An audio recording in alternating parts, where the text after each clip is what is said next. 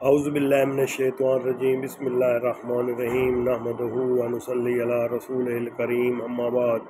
ناظرین، روحانی تجلی چینل کی طرف سے السلام علیکم۔ ناظرین، میں آج آپ کو جنات کی مختلف شکلوں میں آنا اور شکلیں تبدیل کرنا، بنانے کی مختلف شکلیں میں کیسے وہ کس شکل میں جنات اپنی شکل بنا کر آتے ہیں۔ تو ناظرین، میں آج آپ کو جنات کی قسمیں بتا رہا ہوں۔ اس میں کوئی شک نہیں کہ اللہ تعالیٰ نے انسان اور جنوں کو پیدا فرمایا۔ اب جنات انسان کی شکل میں بھی آتے ہیں۔ جنات چوپائے یہ جانور جو ہوتے ہیں چار پیروں والے، اس کو چوپائے کہتے ہیں، ان کی شکلوں میں بھی آتے ہیں۔ وہ اپنی شکل تبدیل کرتے رہتے ہیں۔ وہ سانپ کی شکل میں بھی آتے ہیں، بچھو کی شکل میں بھی آتے ہیں، اونٹ، بھیڑ، بکریاں، گھوڑے، خچر، گدھے،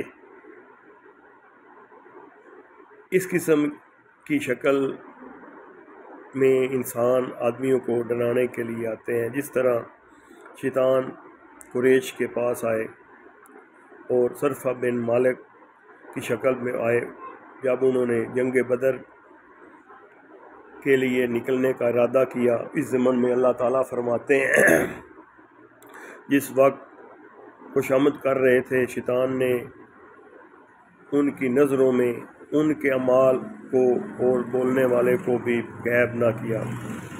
تم آج کے دن لوگوں میں اور میں تمہارا حمایتی ہوں۔ پھر جب سامنے ہوں گے دونوں فوجیں تو وہ الٹا پھر اپنے ایڑیوں پر بھاگیں گے اور بولیں گے تمہارے ساتھ نہیں ہیں۔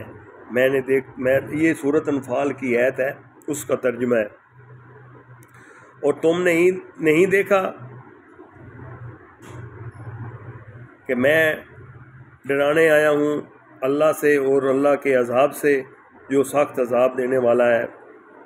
یہ سورۃ انفال کی آیت ہے، سورۃ انفال کی آیت نمبر 48 ہے۔ تو اس طرح ایک اور روایت میں بھی ہے کہ ایک شیطان ایک نجدی بزرگ کی صورت میں اس وقت آیا جب کفار نے دار الندن میں حضور علیہ السلام کے متعلق مشورے کرنے کے لیے جمع ہوئے۔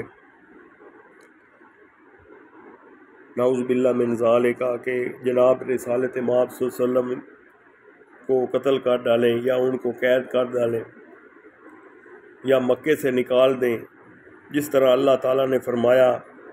اور جب فریب کرتے تھے کافر کہ تجھ کو قید کر ڈالیں گے یا مار ڈالیں گے، اور وہ دعو کرتے تھے، اور اللہ وہ ہے نا آیت ہے ماکروا وما مکر اللہ واللہ خیر الماکرین، کہ وہ دعو کرتے تھے، پھر اللہ بھی دعو کرتا ہے جو سب سے بہتر دعو والا ہے۔ یہاں پر انہوں نے یہ ترجمہ کیا وہ ماکروا ہے ایت ماکر اللہ واللہ خیر الماکرین۔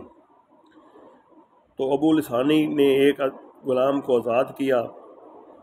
وہ صفی سے روایت کرتا ہے کہ اس نے ابو سعید سے مروی روایت ہے مدینہ منورہ میں جنات میں سے کچھ لوگ ایمان لے آئے اور ان کے متعلق حضور علیہ السلام تسلیمات نے کیا فرمایا۔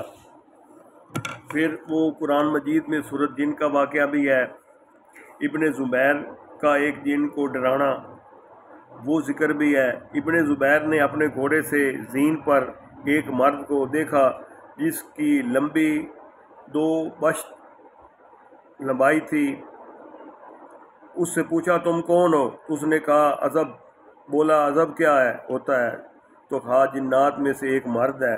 ابن زبیر نے اسے چونگ سے نوچا اور اس کے سر پر مارا حتیٰ کہ وہ بھاگ گیا۔ فرشتے یا جنات کس شکل میں نظر آتے ہیں؟ مختلف خیالات ہیں۔ انبیاء علیہ السلام تسلیمات کے جس پہ شکل تبدیل میں آنا ناممکن ہے، اس لیے قاضی صاحب نے اپنے فتاوے میں لکھا ہے کہ انبیاء علیہ الصلوۃ والسلام کے بغیر بڑی طاقت دے ان کے جسموں کو یہ جائز نہیں کہ وہ نقص عادت ہیں اور اس طریقے سے وہ عادت لوٹ جائے، کہ انبیاء جو اللہ تعالیٰ نے انبیاء بنائے ہیں یہ اللہ کی ایک خاص مخلوق ہے۔ مخلوق سے مراد ایک اللہ ان پر بہت راضی، کیونکہ کم و پیش 1,26,000 پیغمبر ہیں، اس سے زیادہ بھی ہیں، کم بھی ہو سکتے ہیں، ہمارے پاس جو اطلاع آئی۔ تو جس نے جنات کو دیکھنے کی شہادت دی مردانگی دور ہو گئی۔ امام شافعی کا فتویٰ وہ کہتے ہیں کہ جنات محمد بن عبد الرحمن تشریح نے بیان کیا، اے یحییٰ بن ایوب نے بیان کیا کہ میں نے اپنے ایک ساتھی کو تشریح کا خیال کیا، ہر ملک سے کیا۔ میں نے امام شافعی کا یہ قول سنا جس میں یہ دعویٰ کیا گیا اس نے جن کو دیکھا لیا، ہم نے اس کی گواہی نہیں مانی۔ وہ کہتے ہیں کہ جنات جھوٹ بولتے ہیں۔ اگر ایک آدمی کہتا ہے کہ میں نے جن کو دیکھا ہے تو وہ جھوٹ بول رہا ہے، کیونکہ جنات ہم اس شخص کی گواہی نہیں مانیں گے۔ ناظرین، یہ ایک میں نے آپ کو اس لیے یہ بتا رہا ہوں کہ جنات انسان کو کتنا تنگ کرتے ہیں، اور یہ ہمارے پاس دو مختلف قسم کے لوگ ہیں۔ جنات میں سے کوئی نبی نہیں آیا، جنات ایک ابلیس کی قوم ہے، اور نہ ہی یہ فرشتے ہیں۔ یہ بتانے کا مقصد ہے کہ اگر ہمارے میں جو ہم انسان ہیں، کچھ لوگ جنات کو مانتے ہیں، کچھ لوگ جنات کو سرے سے مانتے ہی نہیں ہیں۔ اب جو سرے سے نہیں مانتے وہ اللہ کے کلام کی نفی کر رہے ہیں، کیونکہ اللہ تعالیٰ نے سورۃ جن بھی نازل کی ہوئی ہے، اور بعض جگہوں پر شیاطین کا بھی ذکر ہے بعض حوالوں سے۔ تو یہاں پر ناظرین یہ بتانے کا مقصد یہ تھا کہ میں نے آپ کو جو وظیفہ بتانا ہے وہ جنات کے متعلق ہے، کہ اگر جنات گھر میں آتے ہیں، جنات تنگ کرتے ہیں، تو اس کے لیے آپ کو کیا کرنا چاہیے، جو ہمارے آقا نبی کریم صلی اللہ علیہ وسلم نے ہمیں فرمایا۔ سب سے پہلے تو جنات اگر آتے ہیں کہ آپ گھر پر لا حول ولا قوت الا باللہ العلی العظیم کثرت سے پڑھا کریں، اور اس کے ساتھ آیت الکرسی، پہلے آیت الکرسی پڑھیں 3 مرتبہ، 7 مرتبہ، 11 مرتبہ، اس کے بعد لا حول ولا قوت الا باللہ ما شاء اللہ کان ولم یشاء ولم یکن۔ تو ناظرین جیسے بھی آپ پڑھیں گے، جتنی مرتبہ کم از کم ایک تسبیح تو روزانہ پڑھیں، تو اس سے وہ جنات کے خوف، جنات کی جو ہے کیفیت، اگر عورت میں ہے، مرد میں ہے، بچے میں ہے، بوڑھے میں ہے، گھر میں ہے، تو انشاءاللہ تعالیٰ اس سے آپ کو نجات ملے گی۔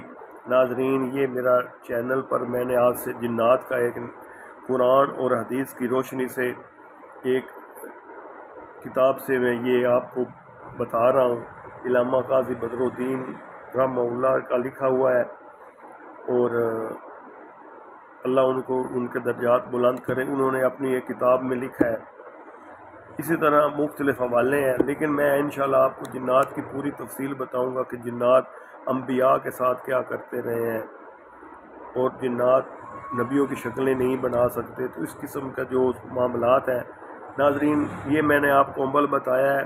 یہ روزانہ ہر گھر جو ان جنات پر یقین رکھتا ہے کہ جنات ہیں، ان کو چاہیے کہ یہ جناتی عمل وہ روزانہ یہ گھر اپنے حفاظت کے لیے اس عمل کو پڑھے۔ جنات عورتوں کے ساتھ جو بدفعلی، وہ ایک علیحدہ آگے ایک اس کا ایک میں آپ کو پورا چیپٹر ہے اس کے متعلق بتاؤں گا۔ تو کیا اس میں کچھ اور بچیاں جو ہیں وہ جھوٹ بولتی ہیں، کیا کیا ہے، لیکن ناظرین یہ میں نے آپ کو چھوٹی سی کاوش بتائی ہے، یہ آپ نے کرنا، آپ نے اس کا فائدہ اللہ نے پہنچانا ہے۔ میں نے کوشش کی ہے وما علینا البلاغ، بس امید ہے کہ آپ میرے چینل کو لائک بھی کریں گے اور ساتھ سبسکرائب بھی کریں گے۔ والسلام۔